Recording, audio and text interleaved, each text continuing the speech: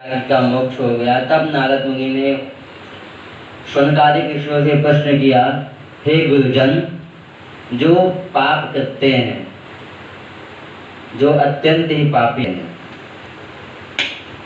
सत्कर्म नहीं करते, वो भागवत पढ़े, भागवत सुने तो उसका मोक्ष हो जाता है।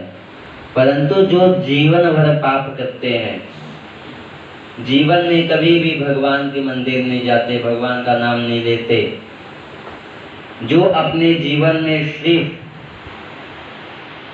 दुराचार ही करते हैं, वो भी भागवत श्रवण से ही मोक्ष हो जाता है। तब शौनकादिक ऋषियों ने कहा,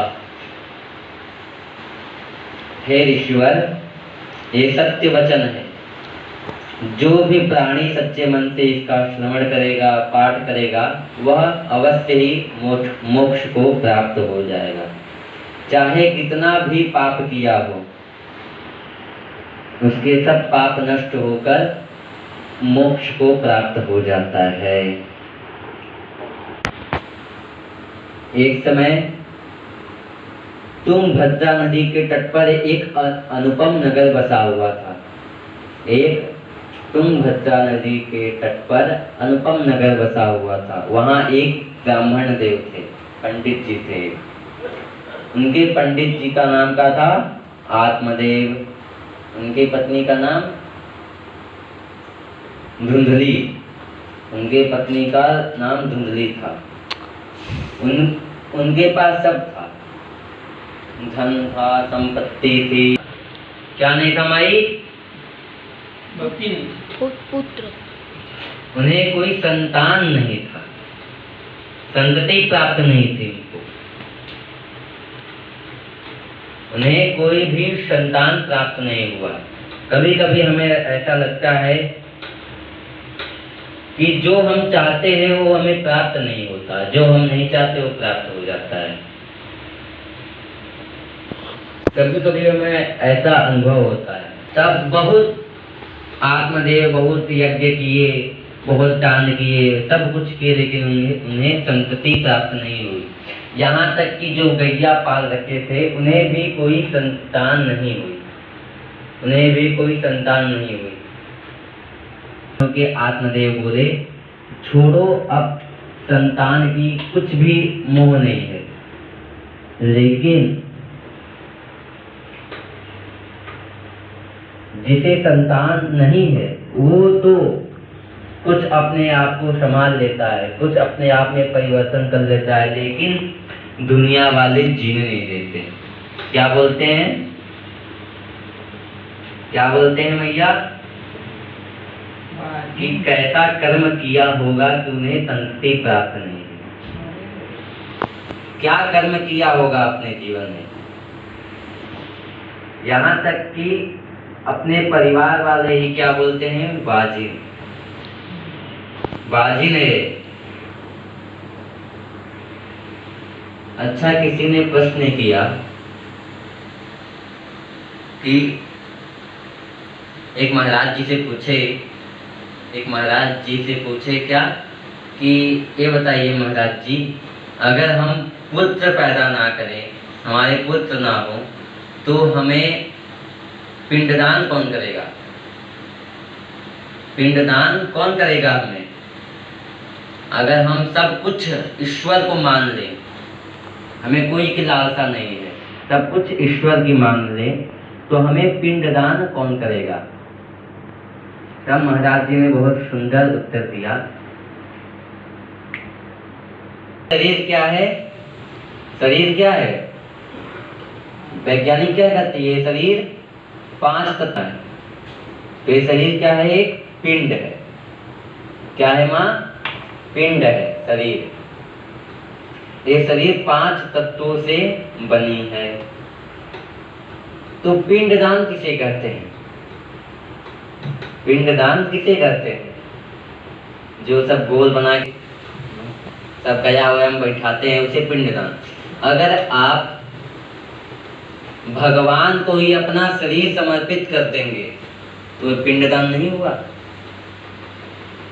जब सब कुछ भगवान को आप मान लेंगे तो पिंडदान कैसा? भगवान ही मेरे बेटे हैं, भगवान ही मेरे पिता हैं, सब कुछ, सब परिवार मेरे भगवान हैं। ब्राह्मण आत्मदेव बहुत परेशान होकर एक नदी के तट पर जाकर रोने लगा, दुखित होने लगा। दुखी होकर विलाप करने लगा। उसी समय वहां से एक सन्यासी जा रहे थे। वह सन्यासी आत्मदेव को दुखी देखकर उनसे पूछते हैं, हे ब्राह्मण, तुम इतने चिंतित क्यों हो? क्या कारण है? अपना कारण बताओ। तब आत्मदेव उन सन्यासी की कहता है, हे भगवान, मैं महाभागी हूँ। मैंने ऐसा कर्म कर दिया कि मुझे कोई संतति प्राप्त नहीं हुई, और बिना संतति पुत्र प्राप्त के संसार में बहुत ही विलाप होता है। सब लोग बांझी कहते हैं, कुकर्मी कहते हैं। इसीलिए मैं बहुत दुखी हूँ। यहाँ तक कि मैंने जो गौ पाल रखा है उसे भी कोई संतति नहीं है। अभागा हूँ कि मेरे गैया को भी कोई पुत्र प्राप्त नहीं हो रहा। तो हे भगवान, कृपा करके मुझे इसका कोई उपाय बताइए।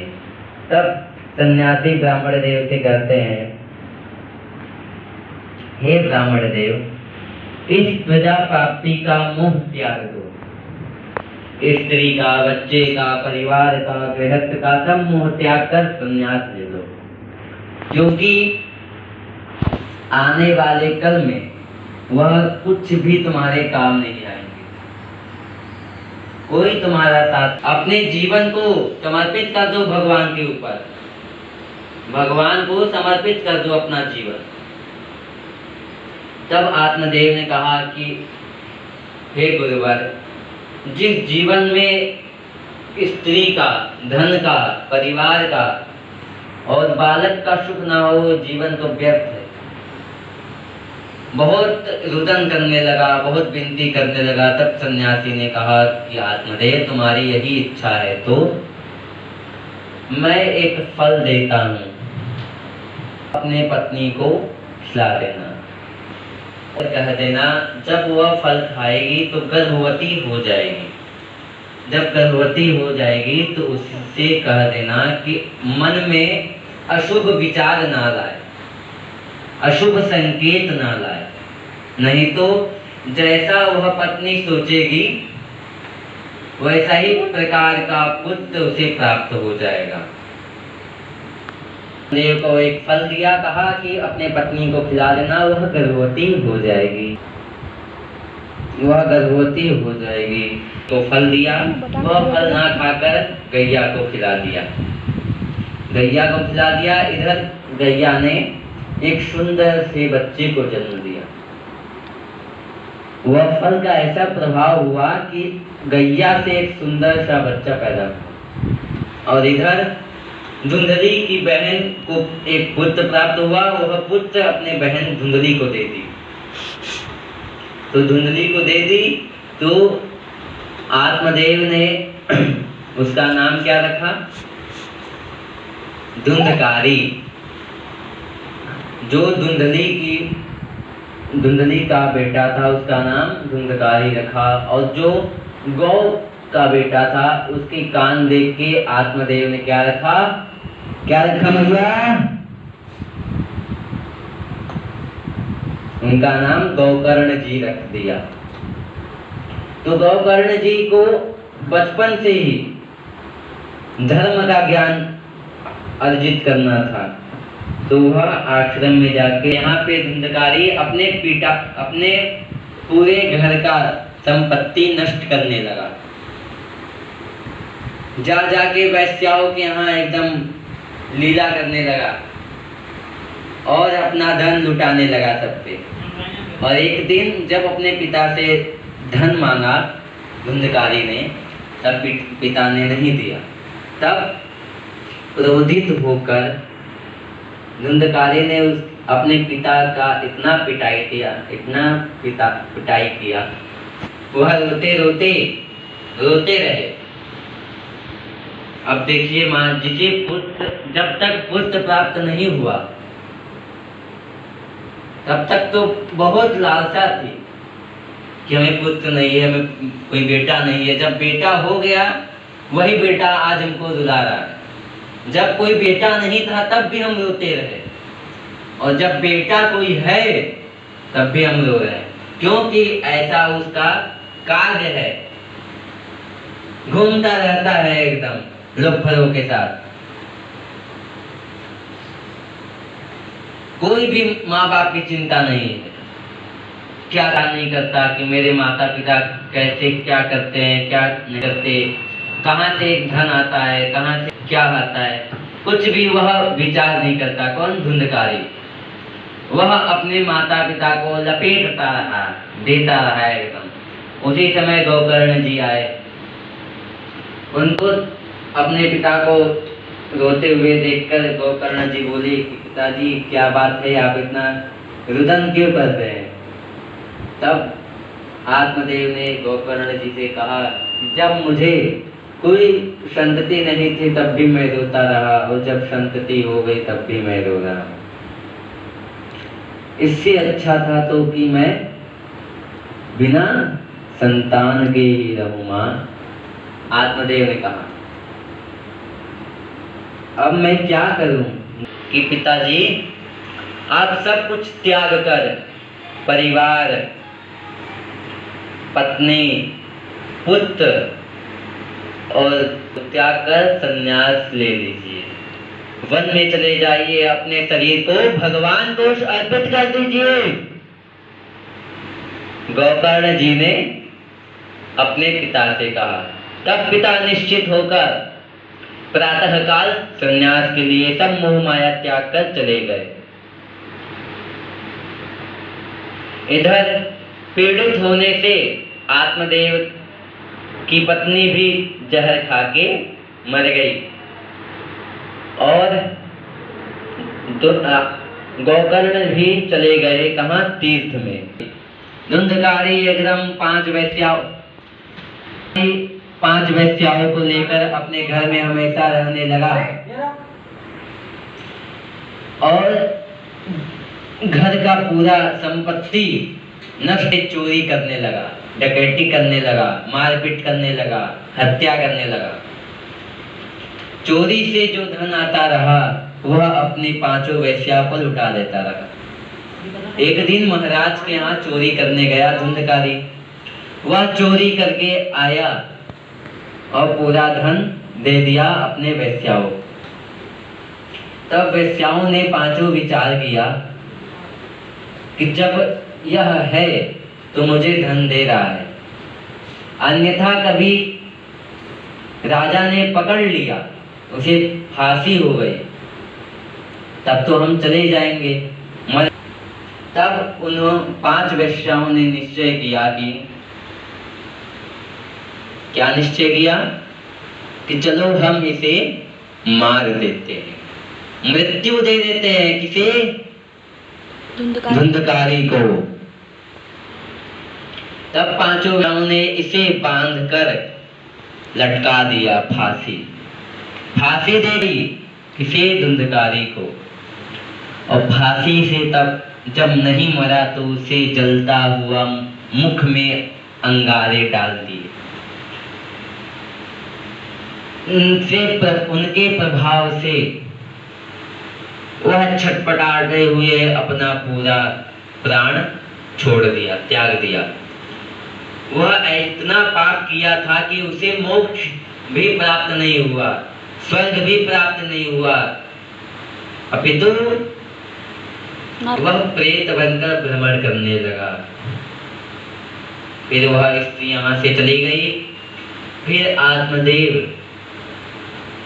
सभी तीर्थों से आकर सबके निगाहों से बचकर अपने घर में आ गए। तो विश्राम करने लगे। तब वह धुंधकारी प्रेत बनकर प्रेत योनि में था, वह अपने गोकर्ण भाई के यहाँ चिल्लाने लगा, रुदन करने लगा, नाना प्रकार के जीवों का रूप लेके। प्रेत योनि में होकर अनेक जीवों का रूप लेकर चिल्लाने लगा। तब गोकर्ण ने पूछा कि आपको हो कौन, क्या आपका कारण है? तब वह प्रेत बोला कि मैं आपका भाई धुंधकारी हूँ।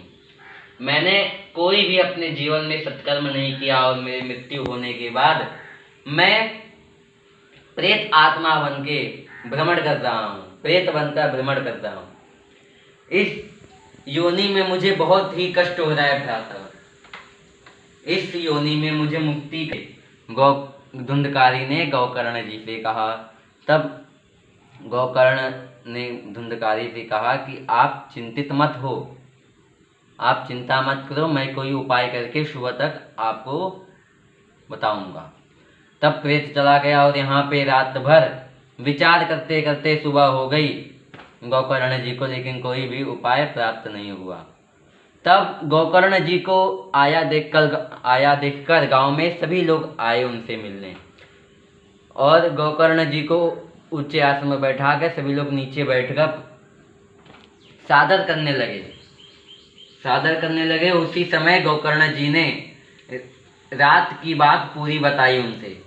तब कुछ लोग जो ज्ञानी थे, संचारित थे, उन्होंने कुछ उत्तर दिया कि भागवत को श्रवण कर वह मुक्त हो जाएगा, भागवत को श्रवण करने से धुंधकारी मुक्त हो जाएगा।